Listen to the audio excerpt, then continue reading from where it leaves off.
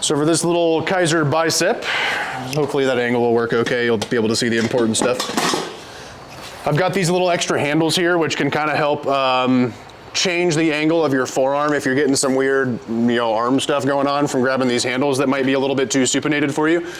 If you don't want to use them, they can just slide down onto this, the part of the handle below where the buttons are. You select your resistance. You need to make sure that the seat height, and the seat height that I gave you will hopefully accomplish this, allows the entirety of the back of your upper arms to be on the pad the whole time. A lot of times people will be on here and they look like this. Your elbow's not lined up with the axis of the machine. Arm on the seat, or arm on the pad, and then the axis lines up right through your elbow joint.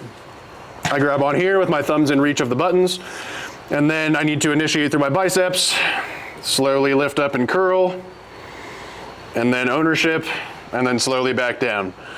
It might be the case that, especially when you get fatigued, your elbow point comes off a little bit. You see there's a little gap right here, but it's not because my arm is coming off like this.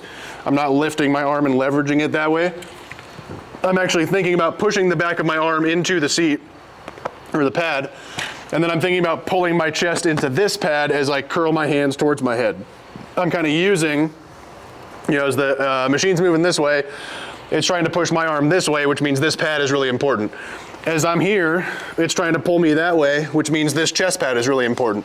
So actually using those pads is pretty helpful to get more engagement and more contraction out of the desired tissue. Here I'm thinking about shoving my upper arm down into the pad, and as I come around here, I'm starting to change it to pulling myself into the gap between these areas. I don't need you to be doing this a whole bunch, but I'm thinking about pulling myself into this chest pad here. So once again, squeeze biceps. Everybody knows how to do that pretty well, which is why I tell everybody to think about engaging every muscle as though it's a bicep, and then people are like, oh, I found my hamstring. Anyway, that's neither here nor there for this video.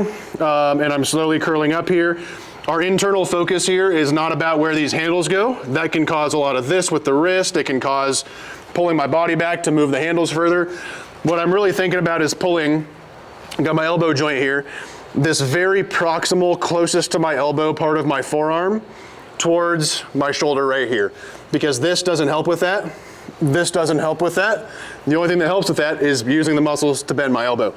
So while all this stuff is in my hands, I'm not thinking about what's in my hands. I'm thinking about pulling these things together and narrowing this angle as though this is kind of a nutcracker. I have to be a pretty soft nut for my teeny little biceps to pull that angle closer together so I don't end up leaning back, curling my wrists, or any of that other nonsense we don't want. So recap, select your resistance. You can add these if you want. It just provides a little bit of a different angle for the hand and the wrist. Also gives you a little bit of a wider grip to plant that into. And then you're curling, bending your elbows, trying to narrow the angle of your forearm to your upper arm and your shoulder, keeping that tension as you let the machine go back to starting position.